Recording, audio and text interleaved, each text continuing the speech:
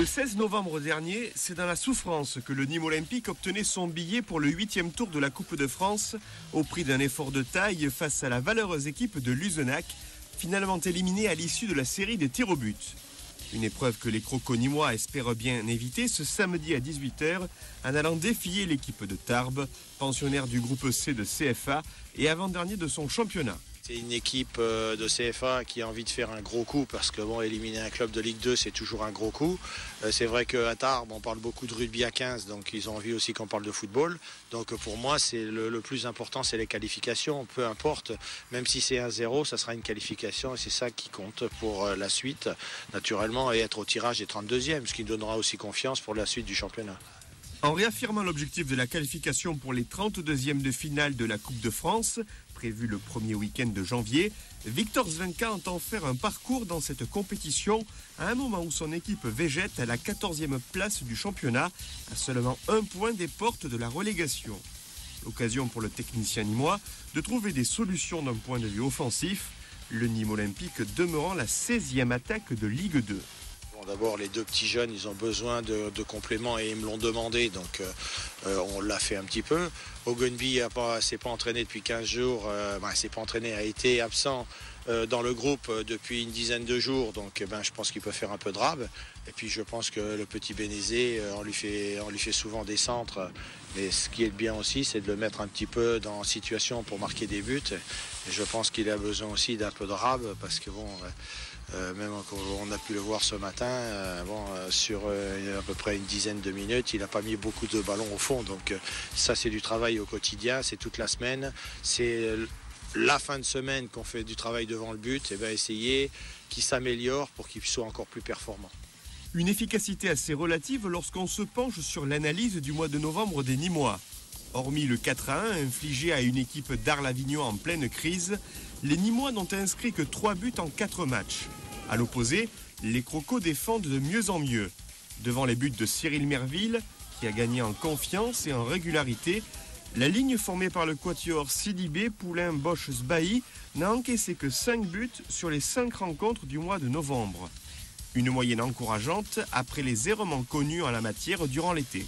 Une défense nîmoise qui ne pourra plus compter sur la présence de Miodrag Stozic, le défenseur serbe, capable d'évoluer dans les couloirs et comme milieu de terrain, a décidé, en accord avec le club, de résilier le contrat qui le liait encore au Nîmes Olympique jusqu'à la fin de la saison. Titularisé à 6 reprises en début de saison, Stozic évoluait avec l'équipe réserve depuis plus de 2 mois. Il n'était plus un titulaire indiscutable. Et comme j'étais satisfait de la charnière Poulain-Bosch, c'est vrai que pour lui c'était compliqué. Donc derrière il avait aussi un petit peu des problèmes, familiaux, dans le sens où sa femme était repartie dans son pays, il était tout seul ici. On voyait un petit peu à l'entraînement qu'il n'était pas toujours en pleine forme pour faire les entraînements. Donc je pense que c'était peut-être la meilleure chose à faire, qu'on trouve un arrangement, puisque son agent nous a aussi m'a contacté pour me demander si il n'avait plus sa place. Naturellement, j'ai répondu non, parce qu'on ne peut pas dire qu'un joueur sera titulaire toute l'année. Donc je lui ai répondu que malheureusement pour l'instant il n'était pas dans le groupe, mais que il aurait, si jamais les événements se présente, il aurait sa chance. Mais c'est vrai que pour lui, d'attendre, d'être là dans cette situation-là, donc c'était... Et puis pour moi, il y avait un autre souci quand même, ça fait depuis maintenant 4 ans qu'il était là. C'est vrai que je pense quand même que dans une équipe, il faut de la communication. Donc je pense encore, en plus quand tu joues stopper, si tu n'as pas la communication avec ton stopper, avec ton gardien de but, avec tes défenseurs, avec tes milieux de terrain, c'est compliqué. Pour moi, je pense que c'est très compliqué. Donc il valait mieux, naturellement, avec l'accord du président, trouver un arrangement. C'est ce qui a été fait. Je pense que c'est la meilleure chose pour tout le monde, pour lui d'abord, et puis aussi pour le club, naturellement. Un départ du club et un retour à l'entraînement pour un milieu de terrain capable également de jouer dans un registre plus défensif. Blessé au cours de l'été, Habib Jean Baldé a repris l'entraînement avec le groupe avec l'objectif avoué de retrouver tous ses moyens pour la reprise post-Noël fixée au samedi 29 décembre. C'est sûr que c'était un peu difficile, surtout qu'on ne savait pas trop un peu les délais, comment le pied évoluait, etc. J'ai rechuté après un match en réserve, donc c'était un peu compliqué à gérer, mais bon, c'est comme ça, c'est la blessure, ça fait partie du foot aussi, donc il faut l'accepter et puis espérer que des jours meilleurs, quoi. Je reprends le ballon petit à petit, j'ai encore un petit peu d'appréhension avec le pied, mais j'espère que ça va partir bientôt et être prêt pour la reprise avec le groupe. Là, ça fait plaisir de retrouver le groupe, de retoucher le ballon, ça fait plaisir de reprendre le foot tout simplement. Voilà, après je prends mon temps, j'essaye déjà de ne pas me reblesser, c'est le plus important, de retrouver la forme. Et puis voilà, et comme je vous dis, pour être prêt en janvier. Parce que là en décembre il y a 3 matchs dans la semaine, après il sera le match de Niort. Donc c'est sûr que je ne serai pas prêt d'ici là, donc j'ai encore un mois devant moi pour être prêt pour la compétition. Quand on a eu une fracture et que malheureusement on a rechuté dessus, on se pose plein de questions, on n'a pas envie de nouveau de se reblesser. Il ne faut pas oublier quand même qu'il est absent depuis pratiquement le mois de juillet, puisqu'il a fait un seul match avec la réserve contre Montpellier. Il n'a jamais joué avec nous, donc c'est sûr qu'il est un petit peu dans le doute, il a un petit peu peur. Donc on va aller progressivement dans le travail avec lui. Il a déjà travaillé cette semaine avec nous, sera un peu dans la passe à 10, je lui ai mis un peu de joker pour qu'il touche un peu le ballon. Là c'est des passes et des reprises devant les buts. Au fur et à mesure que ça va avancer jusqu'à la trêve, il va aller plus en puissance pour qu'il soit fin prêt avec nous pour la reprise de janvier. Mais s'il est question du mois de janvier, Viktor Zvenka garde en ligne de mire les incohérences du calendrier. En effet, le Nîmes Olympique ne disposera que de 2 jours de récupération après son match de Coupe de France à Tarbes, avant d'accueillir la Berrichonne de Châteauroux, mardi soir aux Costières, dans le cadre de la 17e journée de Ligue 2. Je trouve que c'est une aberration. Je pense qu'ils sont à la Ligue, quand ils font le calendrier, mais ils ne doivent pas réfléchir.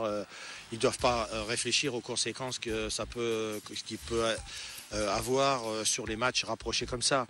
On a toute l'année des matchs le vendredi et le mardi. Là, on sait que la Coupe de France, on va jouer contre des clubs amateurs. On ne va pas pouvoir jouer le vendredi, mais le samedi. Comment on peut mettre au mois de décembre, après 5 mois de championnat, une journée de championnat le mardi ? C'est un manque de respect pour les joueurs dans la récupération. Et c'est vrai que dans cette période-là, entre le froid, les terrains gras et la répétition des matchs, il peut y avoir des blessures. Alors pour moi, je vais essayer de faire tourner un petit peu, si on peut appeler ça comme ça, mais je dirais que je vais faire tourner plus sur le banc. Parce que c'est vrai qu'au niveau offensif, on a quelques solutions. Au milieu de terrain, dans mes 2 milieux qui sont là au milieu, je peux éventuellement avoir un peu plus de roulement, puisque on a 5 ou 6 joueurs qui peuvent jouer à ce poste-là. Et puis idem au niveau défensif. Alors on sait déjà que sauf vers un miracle, Sidibé qui a pris un carton va être sûrement suspendu contre Châteauroux. Donc on va essayer, moi je vais essayer aussi de jongler pour qu'on puisse avoir contre Châteauroux aussi une équipe qui soit naturellement très compétitive. Mais comme je ne veux pas prendre le match de Tarbes à la légère, je vais aligner ma meilleure équipe à Tarbes et naturellement contre Châteauroux aussi. Une équipe de Châteauroux qui se déplacera samedi soir à Mondeville, formation de CFA2, également dans le cadre du 8e tour de la Coupe de France. Actuel 10e du championnat, avec 2 points d'avance sur les Nîmois, la formation Castelroussine demeure une valeur sûre de Ligue 2. Afin de préparer au mieux ces 2 rencontres au profil bien différent, Viktor Zvenka a procédé ce jeudi matin à une large revue d'effectifs où Tarek Ben Saïd s'est notamment entraîné avec les pros. L'ancien Valenciennois et Auxerrois, désormais joueur stagiaire, a de nouveau été présélectionné par Francis Méréki chez les U19 de l'équipe de France qui, au cours d'un stage organisé la semaine prochaine à Clairefontaine, effectuera 2 oppositions face au U18 dirigé par Philippe Bergerot. Ça fait plaisir, c'est comme je disais au coach, c'est une récompense et c'est un plus pour moi. Donc j'en suis fier et j'espère tout donner et représenter le club du Nîmes Olympique. Ça va m'ouvrir beaucoup de portes et de l'expérience. Je vais jouer avec des joueurs comme Yacine Benzia, Rabiot qui jouent déjà en Ligue 1. Donc ça va me donner de l'expérience un peu. quand il était à Auxerre, il avait déjà été sélectionné en équipe de France. Il avait déjà fait jouer 2 matchs avec l'équipe de France. Donc c'est une suite et c'est une bonne récompense d'abord pour le joueur et puis pour le club. Ses qualités, je dirais que il a sur le plan technique et sur le plan de l'agressivité, la participation dans le couloir, ses centres, ses débordements. Je pense que c'est une de ses premières qualités. Il faut qu'il améliore naturellement parce qu'il est encore jeune tout ce qui est l'aspect défensif. On a pu le voir en début de saison dans les premiers matchs amicaux qu'on a fait. Il a été un peu en difficulté sur le plan défensif, mais bon, ça c'était logique aussi. Quand tu es encore moins de 19, tu n'as pas encore toutes les habitudes pour bien défendre. On essaye de le guider, on essaye de le faire progresser. Il s'entraîne avec nous pratiquement tous les jours, donc je pense qu'au contact de joueurs d'expérience, il va encore progresser, donc voilà un peu ses qualités, et donc j'espère qu'il fera un bon stage et puis qu'il continuera naturellement à être sélectionné. J'ai pensé à travailler, à me faire une place en Ligue 2 et à travailler le plus possible pour avoir quelque chose à la fin. Bon, on m'a appelé, comme je dis, c'est une récompense et j'en suis fier. Ça se passe super bien, je m'entends super bien avec les coachs et le directeur, et voilà, c'est très bien, franchement, je me sens bien ici. Avant de partir vendredi après-midi pour Tarbes, les joueurs du Nîmes Olympique prendront part à une dernière séance d'entraînement en matinée. Sauf modification de dernière minute, c'est ce groupe de 16 joueurs qui devrait rallier les Hautes-Pyrénées en soirée. Jonathan Parpex et Romain Thibault, en réserve de l'équipe professionnelle, disposeront d'un meilleur temps de jeu avec la CFA2 qui rencontrera demain après-midi la réserve d'Istres dans le cadre d'un match amical disputé à la Bastide. Une formation qui pourra également compter sur la présence de Michel, Piocel et Ben Yaya. Selon toute vraisemblance, le 11 nîmois devrait avoir ce profil.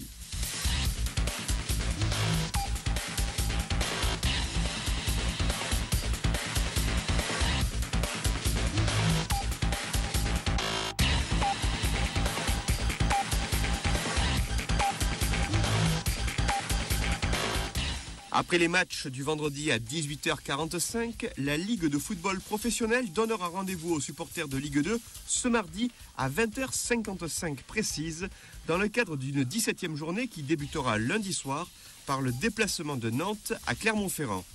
Le lendemain, le stade Malherbe de Caen recevra le leader monégasque. Le mercredi 12 décembre, la lanterne rouge sedanaise tentera de battre Dijon afin de se rapprocher de la 19e place, actuellement détenue par Ajaccio.